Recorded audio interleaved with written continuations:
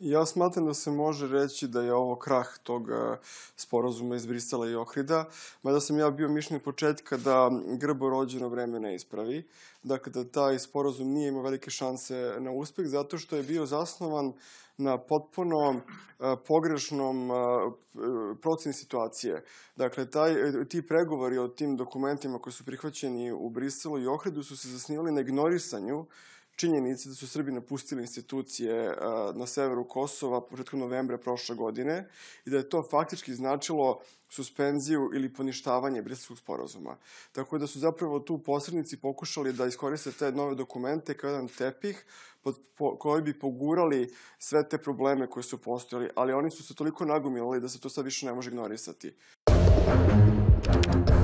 S jedne strane treba raditi na deeskalaciji. Dakle, to je jedan neposredniji cilj da se smire tenzije na terenu i to bi pre svega značilo veliku uzdržanost svih strana, da svako zapravo bude umereniji u postupanjima, jer postoji rizik od kulminacije nasilja i od spirale u kojoj jedan potez jedne strane izaziva reakciju druge, onda se mi nalazimo u vrtlogu. Tako da je prvi korak zapravo deeskalacija. Međutim, da bi se obezbedila stabilnost u dužem roku, potrebno je rešavati probleme koji su u osnovi ove krize, a to je taj vakum na severu Kosova. Dakle, potrebno jeste pregovarati o uslovima pod kojima bi se Srbi vratili institucije na severu Kosova. I to je, po mom mišljenju, trebalo da bude cilj sve ovo vreme. Dakle, ovih pola godine se trebalo raditi na tome i taj, recimo, dogovor iz Ohrida bi imao jedino smisla da je prva tačka bila povratak Srba u institucije i održavanje lokalnih izbora. Aljbin Kurti previše dugo se inati s Amerikancima. Dakle, od početka svog dolaska na vlast i u prvom mandatu i u drugom oponira Amerikancima i ne sluša ono što mu se govori. I to je sad došlo do izražaja prethodnih dana, kada je zaista se oglušio sve njihove pozive da pod jedan ne šalje gradonačelnike u te zgrade opština, a pod dva da ne šalje specijalce tamo.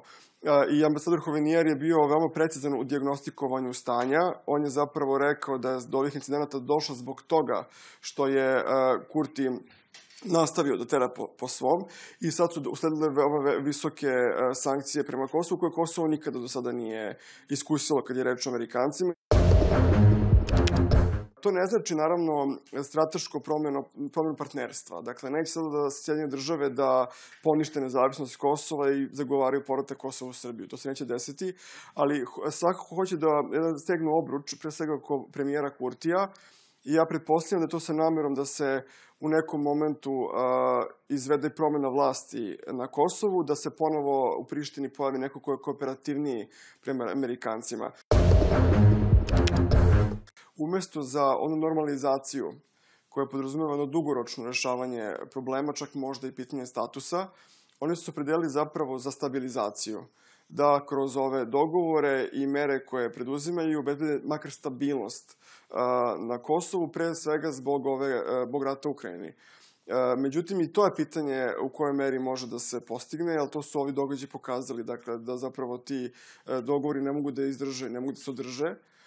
Tako da ja mislim da će u najboljem slučaju do trenutka tih izbora, izbornih ciklusa u Evropi i Americi, možda se postigne kratkoročna stabilnost, ali ja dugoročno predviđam da bi, recimo, sledeće godine ponovo Kosovo moglo da bude poprište novog odmeravanja snaga, upravo zato što će i Beograd i Priština biti svesni da pažnje međunarodne zajednice neće biti na njima i da onda mogu da rade manje više šta hoće.